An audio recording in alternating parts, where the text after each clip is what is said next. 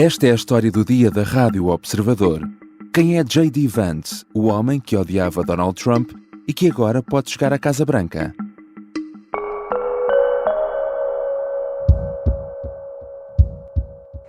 It is therefore my honor to nominate Ohio Senator J.D. Vance for the office of Vice President of the United States of America. Com apenas 39 anos, J.D. Vance já era uma estrela em ascensão na política norte-americana, mas agora ganhou um novo protagonismo. Das origens humildes ao mundo da advocacia e da finança, Vance foi eleito para o Senado há menos de 2 anos e acaba de ser escolhido por Donald Trump como candidato à vice-presidência. Quem é J.D. Vance e como é que um dos críticos mais ferozes de Trump se transformou nos anos mais recentes num dos seus maiores apoiantes? Mais do que isso, porquê esta escolha e o que é que ela revela sobre a estratégia de Trump para ganhar as eleições em novembro e o que é que significa para o futuro do Partido Republicano? São questões para a conversa com Kátia Bruno, editora de Internacional do Observador. Eu sou o João Santos Duarte e esta é a história do dia de quarta-feira, 17 de julho.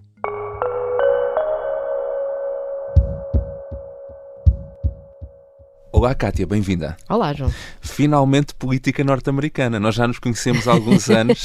É um dos temas que eu gosto mais de falar contigo, mas acho que nunca calhou na história do dia. Acho que agora vamos ter muitas oportunidades ao longo dos próximos meses para voltar a ela. Até novembro vamos ter muitas. Olha, vamos começar por tentar perceber primeiro quem é este homem, não é? Ele vem de origens humildes, passa pelo exército, pela advocacia, antes disso por uma comissão no Iraque, até chegar depois a uma carreira de sucesso no mundo da finança. Sim, J.D. Vance tem um percurso que não é de todo o que se esperava de uma pessoa que cresceu onde ele cresceu. Ele nasceu numa pequena terra no Ohio, vem de uma família muito estruturada, uma mãe com problemas de toxicodependência graves, com situações de violência doméstica, com vários namorados, e J.D. Vance acabou por, o que ele próprio diz, é ser muito criado pela avó, que ele chamava a Mimo, e que era a pessoa que era a figura mais estável na sua vida e que foi uma grande influência, diz ele, na forma de pensar, na sua personalidade, na maneira de olhar para o mundo. I grew up in a poor family. I remember when my grandmother, who raised me, she used to negotiate with the Meals on Wheels people to give her additional food so that she could feed me. Não só era uma família em si já com problemas, como toda a região onde ele cresceu é aquele exemplo, protótipo típico das cidades pobres da Apalácia, não é? A zona dos Estados Unidos que envolve vários estados, mas que sobretudo ali concentrados no Ohio, na Pensilvânia, que são zonas que tinham grandes centros industriais que se foram esvaziando com a saída das fábricas e desses empregos e cuja população acabou por cair em ciclos de pobreza muito, muito acentuados, e portanto J.D. Vance cresceu rodeado disso. Seria de esperar que o seu futuro não fosse brilhante, mas acabou por, como muitos jovens norte-americanos, acabou por encontrar um caminho no exército para conseguir sair do sítio onde cresceu. Foi para o exército, participou, fez uma comissão no Iraque, participou nessa guerra, saiu de lá com bastantes dúvidas sobre a sua participação nessa guerra e depois conseguiu ir estudar para Yale, uma das universidades mais prestigiadas dos Estados Unidos, onde tirou Direito. E depois, a partir daí, acabou por não seguir uma carreira de jurista, mas sim entrar no mundo da finança, no mundo do capital de risco, e é de facto uma ascensão económica face àquilo que era a experiência dos seus pais e dos seus avós, muito, muito marcada, não é? Uma grande diferença do meio onde nasceu. I love you. I promise that I'm going to do better. Honey, you got to write your own life.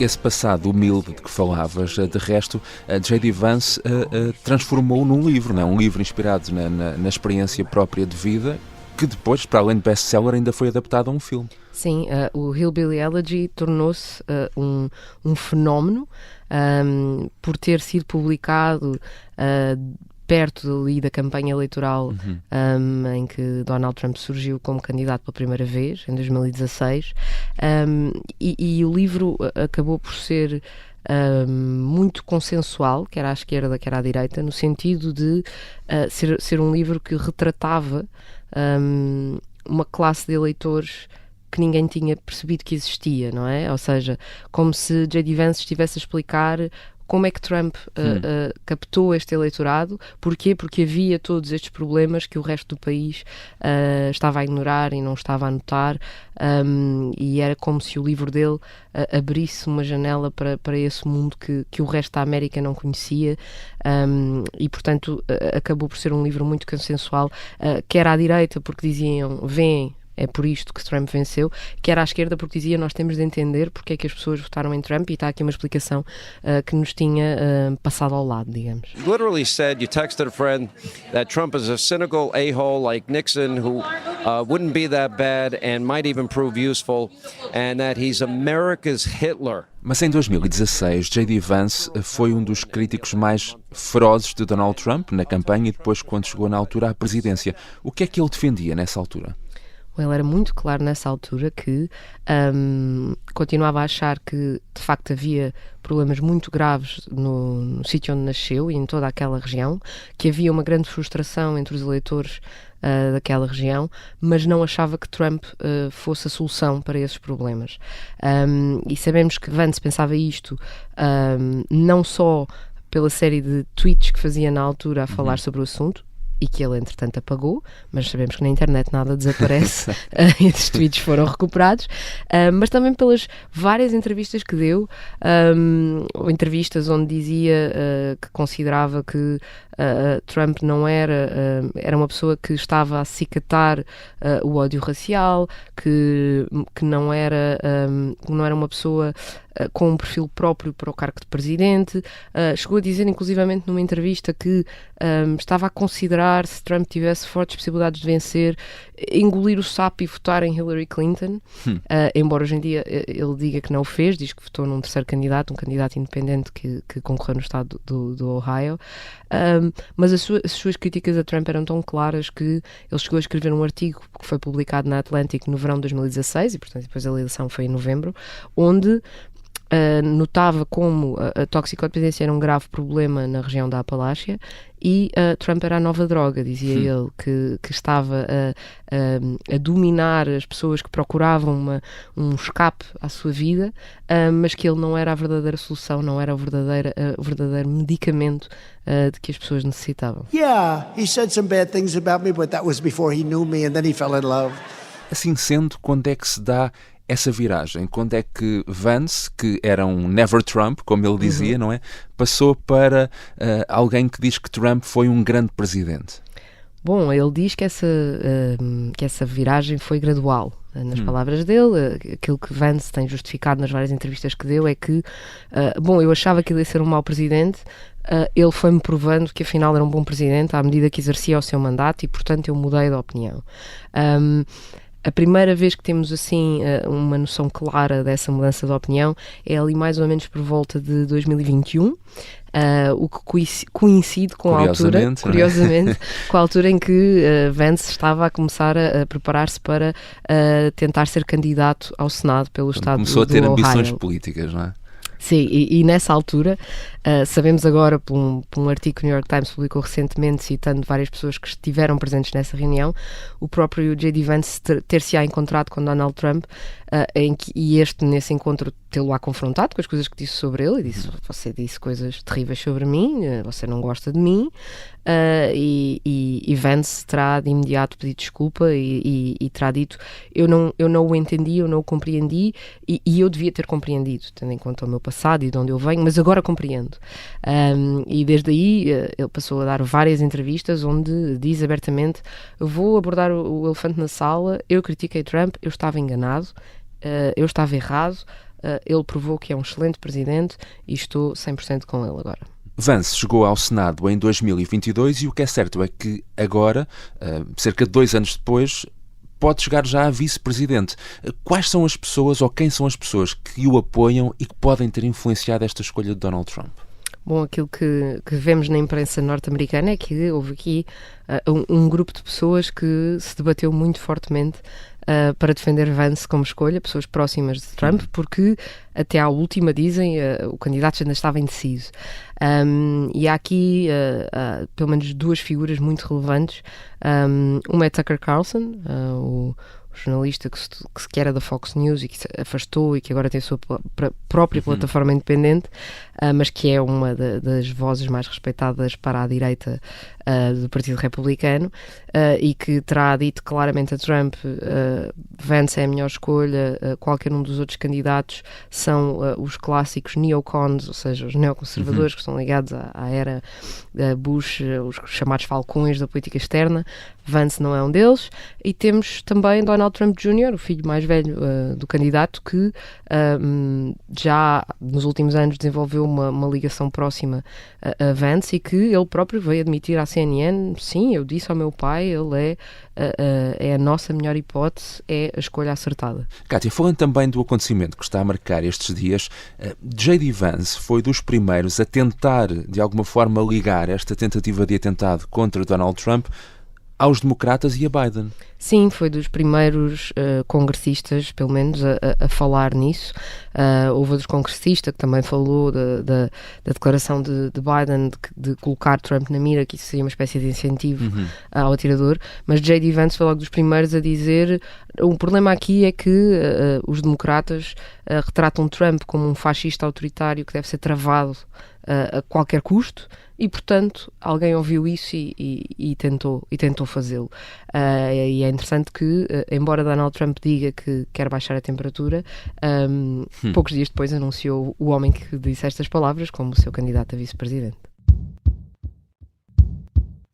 Já regressamos à conversa com Kátia Bruno, editora da Internacional do Observador. Na segunda parte vamos perceber qual a estratégia de Trump ao fazer esta escolha para a vice-presidência e se Vance se posiciona já para ser, no futuro, o grande sucessor de Donald Trump.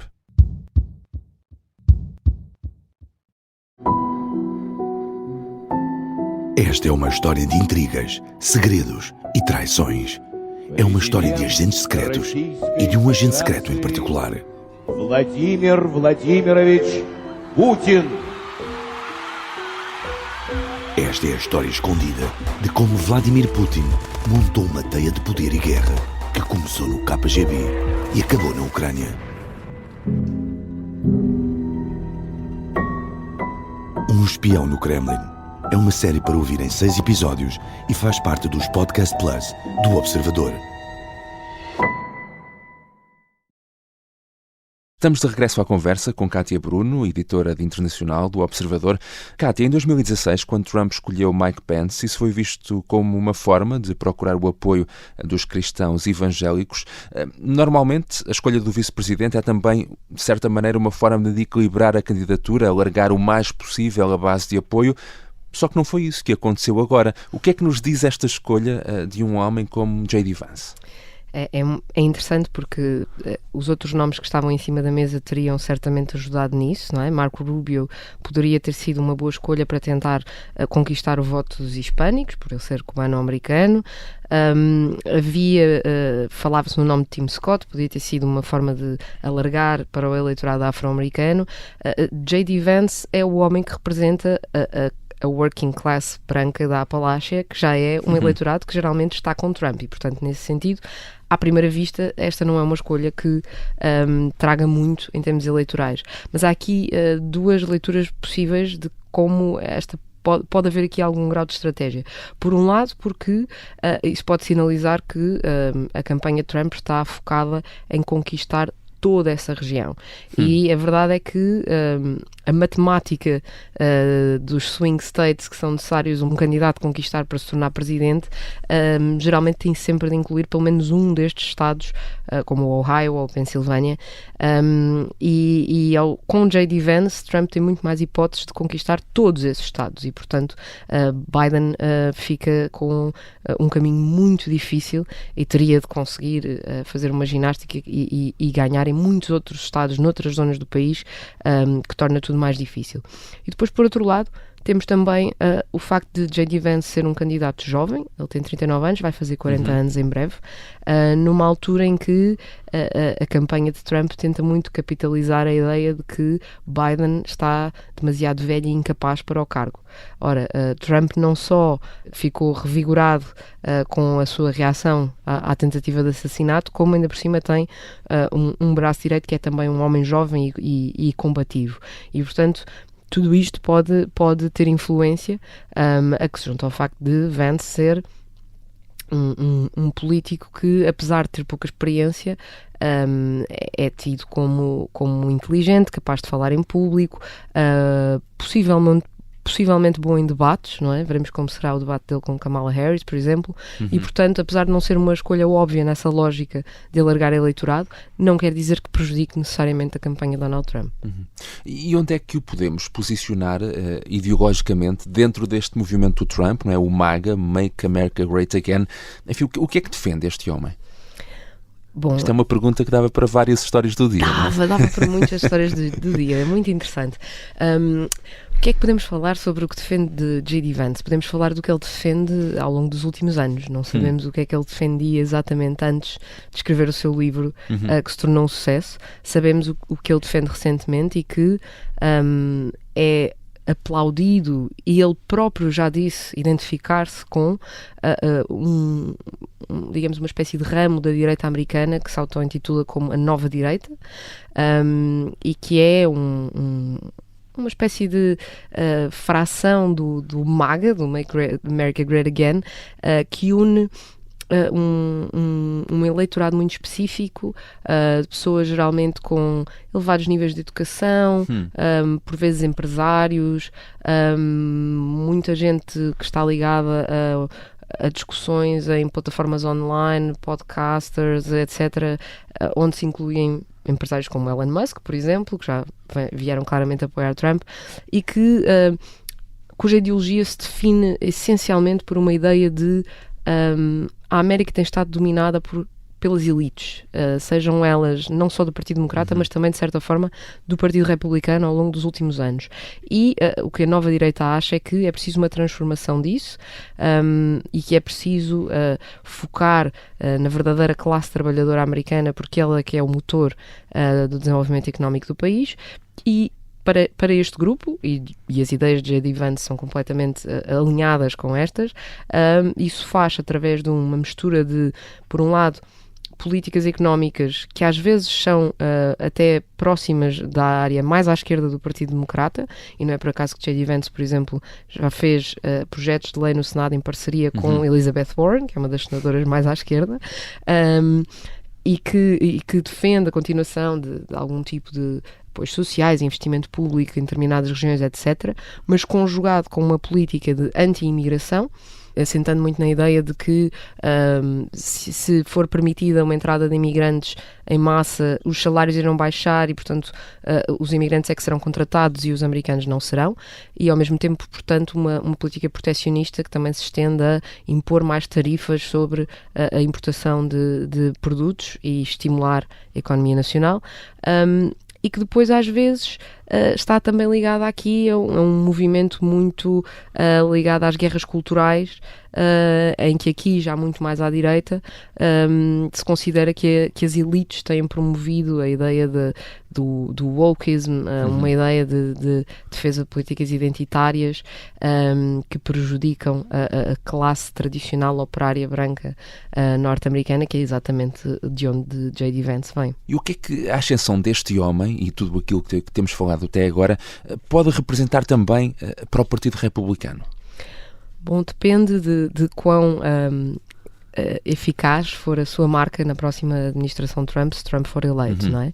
Mas ao escolher este homem e não uma figura como Marco Rubio, que seria muito mais, digamos, da ala mainstream do Partido Republicano, temos aqui um aprofundar de um corte com o Partido Republicano do passado, ou seja, ideias como as que J.D. Vance defende em termos económicos, por exemplo, ele chegou a criticar algumas das reduções de impostos que Trump fez sobre os mais ricos.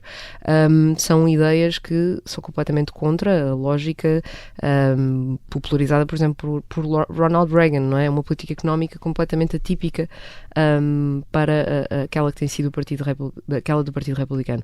Na política externa, a mesma coisa.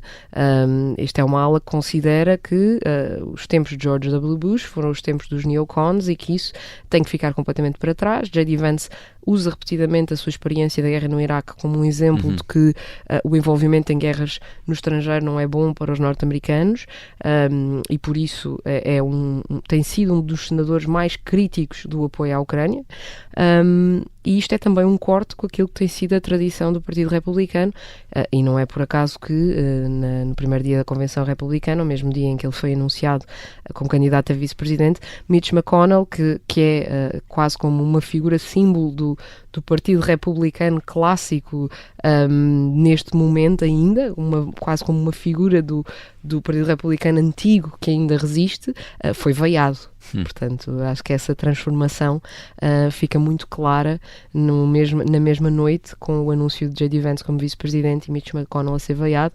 Há aqui um Partido Republicano que não só é um Partido Republicano mais pró-Trump, mas que é um Partido Republicano ainda mais maga do que Trump já era. Nós sabemos pela história da política norte-americana que a vice-presidência pode também ser um trampolim mais tarde para a presidência, e não precisamos de ir mais longe. Joe Biden foi vice-presidente de Barack Obama, também Richard Nixon, George Bush, o pai, não é? Foi também. Johnson. Exatamente, há muitos casos. Achas que J.D. Vance tem condições, enfim, e imaginando que Trump ganhará as eleições, para ser sucessor de Trump no Partido Republicano e o próximo candidato à presidência dentro de alguns anos? Bom, por um lado tem idade para isso, não é? A maior parte dos candidatos a vice-presidentes são substancialmente mais velhos do que aquilo que ele é, e tem pela frente um presidente que só vai poder fazer 4 anos de mandato porque já concorreu e já foi presidente no passado, e portanto nem sequer são os 8 anos que normalmente os vice-presidentes geralmente podem ter de esperar. E depois há muitas figuras dentro da nova direita que acham isso mesmo, que J.D. Vance pode ser um presidente no futuro. Steve Bannon é uma delas, disse-o claramente recentemente num artigo do Politico, artigo esse onde a pergunta também foi colocada ao próprio J.D. Vance, que não quis ir tão longe, mas notou que Trump só será presidente durante 4 anos, portanto não me parece uma negativa. Obrigado, Kátia. Obrigada eu, João. Kátia Bruno é editora de internacional do Observador. Esta foi a história do dia. Neste episódio usamos também sons da Fox News. A sonoplastia é do Diogo Casinha. A música do genérico do João Ribeiro.